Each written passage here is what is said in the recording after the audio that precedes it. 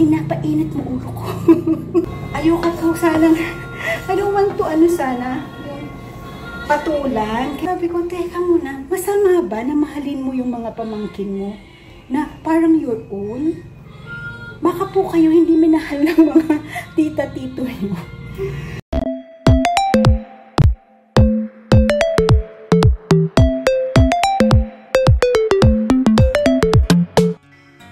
Good morning, Tina. Tina. Where's Mama Bells? Ay, siya. Nabantayin ang lola. Ano po kami, kami today ay umalis na po ang aming mga bisita at nakakatuwa po na nag-enjoy din naman sila din kahit po medyo. Siyempre hindi po kami handa sa bisita kasi biglaan po yun. Biglaan yung aming bisita. As in hindi kami handa dahil ang bahay na to po wala talaga yung mga pagkain na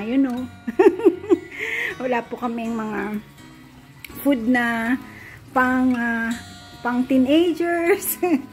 Walang chichirya. Diba po? More on vegetables. Ayan. Pero magkaganon pa man po. Kami po ay nag-enjoy. Nakasama ang family ni Tita Lucy at ni Tita Herman. Thank you, Anami and kids. Ayan. Salamat kay Aris. Ayan. Ano? Tayo na lang ulit. Wala na si Ate Neha. Love-love ni Ate Neha yan, no? Love-love po ni... Oh, punta na kay Ate Neha. Ha? Ha? Di pa rin po kami naliligo. Kasi si Bella po, bigla na naman may kunting bahid ng dugo yung pee niya. Kinabahan na naman po ako. Ano ba yan? Sabi ko. Di ba katatapos lang po namin ang kanya antibiotic. Pinagpahinga ko na po si Mother. It's already 10:30. Ako naman po ang magluluto today. Kami po ay giniling today. Ayan. May soup pa po kami naka-plastic, di ba po? Kasi wala, hindi magkasya sa aming ref. Naka-plastic siya. Ayan.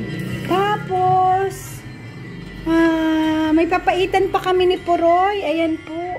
Papaitan ni Puroy. Binigay po yan kay Daddy. Ito po yung galing nabili namin sa nabili namin po sa Nueva Ecija. Ayan. Dahil wala po kami dalang sasakyan. Ayan. Medyo konti lang ang nabili namin kasi punuan po kami. Pero masaya po yung ganung biyahe yung sama-sama kayo kasi nagkukulitan. Ayan. Tapos dapat ang ulam ngayon ay this one. Bigay din ni Puroy. Ayan po. Bukas na lang po namin yan gagawin kasi medyo matrabaho. Tapos si Mama po, pinag-rest ko muna. Sabi ko, mag-rest ka na kasi syempre po, alam mo naman ang ating matanda. Ang aga niya pong gumising. Sabi ko, wag naman masyadong maaga. Kasi pagka po galing kami sa ganyang biyahe na, syempre puyatan po yan, di ba? Medyo mapagod. Syempre napapaidlip ng matagal-tagal ang ate. Pagka medyo na-late ako ng gising, nagsisibangot. Parang nagtatahimik siya, tumatahimik. Di ba na Ming? Di ba na Mingga? Si Lola, no? Opo. Si Lola. Ba't ganun si Lola, no? Love mo ba si Lola? Love Lola? Ay, love Lola yan, Ay. Love din si Bea Bongbong, na? Uy. It's already 11 o'clock. Mabilis lang po ito. Paspas na Inky. Mahal tayo ay malate. Malate ang ating lunch. Alam mo naman po ang ating ina ay di oras. Natatawa po ako nung andito sila. Sabi ko, Mama, sige kain ka na. Kasi, syempre po minsan na late yung breakfast. Sabi ko, busog pa ang mga yan. Di oras po siya. Sabi ko, kain ka na, kain na tayo, mauna na tayo. Natuwa po si Mother. Hindi. Sabi ko, kumain na tayo kasi alam ko po yung oras niya sa kain, di ba? Nakakatuwa po pag matanda, no? Magwawash po ako ng towels namin. May mga nakaptip po kaming towel na medyo pag matagal na po sa loob, no, nagkakaroon ng mga parang ali-alikabok. Mga matagal na po namin hindi na ilalabas na towels.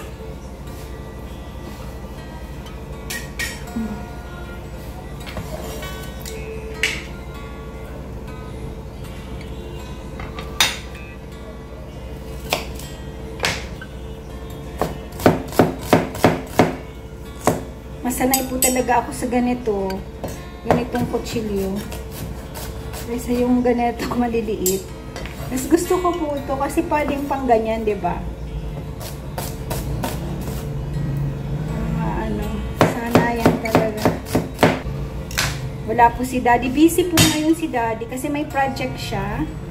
May dalawang order po sa kanya yung about sa oven. 'Di ba po? Magandang pasok ng 2024 sa ating maganda pang pasok ng 2024 kay Daddy, di ba po? I just want to mention, no, kasi may nag-message, may nag-comment. Yun nga, sabi, una ko pong nabasa yung about kay Chichi, kina Chichi, bakit daw pinapatawag ko sina Chichi na Daddy. Kasi po, si Roberto, si Chichi po, dito yan lumaki. Di ba po, hanggang 3-4 years old na dito si Chichi. O 3 years old. Tapos, ang tawag ko po kay Daddy ay Daddy. Minsan, ang tawag din ni Mama kay Daddy ay Daddy din. Yung pong yun, wala yun sa isip namin na Daddy ang itawag ni Chichi. Basta yun na po yung nakasanayan. Hindi po namin naaring anak yung mga bata. Huwag po kayong mag-alala.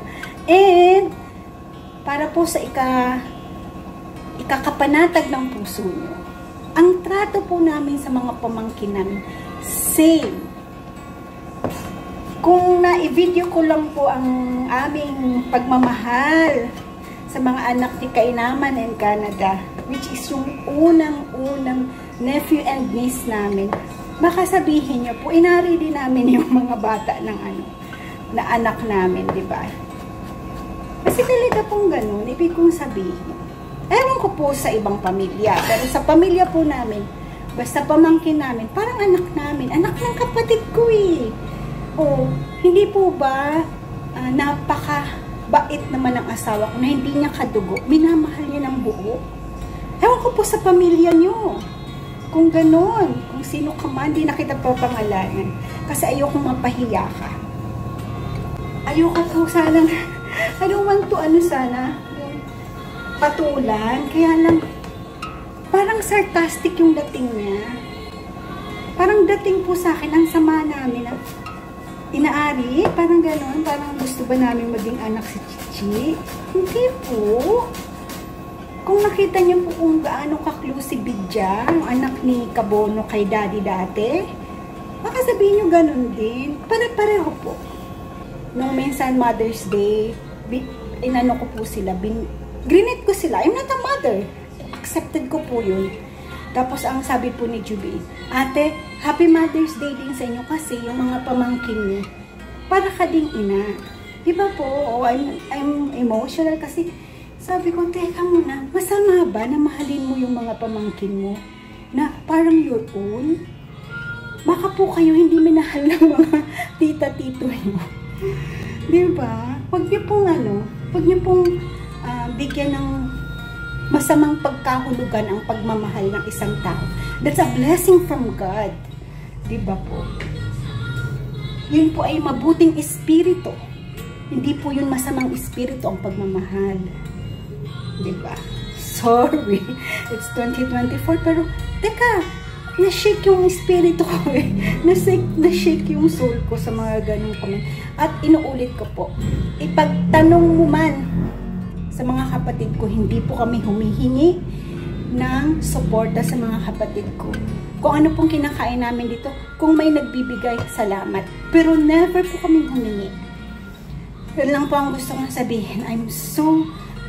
Teka, tapusin natin to, tuldukan natin to. Kasi ulit-ulit di ba? Kami po'y kahit pa paano, may pera po kaming mag-asawa. Ang kinakain namin, amin. Kung may naibibigay man, si naka-farmer, si kabebe, at ibang mga kapatid, kung hindi po namin hiningi yun, bignigay nila yun, kusa, na hindi ko po yung pwedeng tanggihan dahil para yun sa nanay ko Diba po? My gosh! Inapainit mo ulo ko. First time ko itong mag-react. Kasi minsan, teka lang. Yun bang tingin nyo sa amin? Hindi po kami. Tanong mo sa kanila, may utang ba kami sa kanila? Humingi ba kami sa kanila? Itanong nyo po. Your information is wrong. Proverbs 18 verse 21 says, Death and life are in the power of the tongue. The tongue can be used as a weapon to harm and destroy, or a tool to build and heal. Galatians 6 verse 7 says, Huwag niyong linlangin ang inyong sarili. Hindi maaaring tuyain ng Diyos. Kung ano ang itinanim ng tao, yun din ang kanyang aanihin.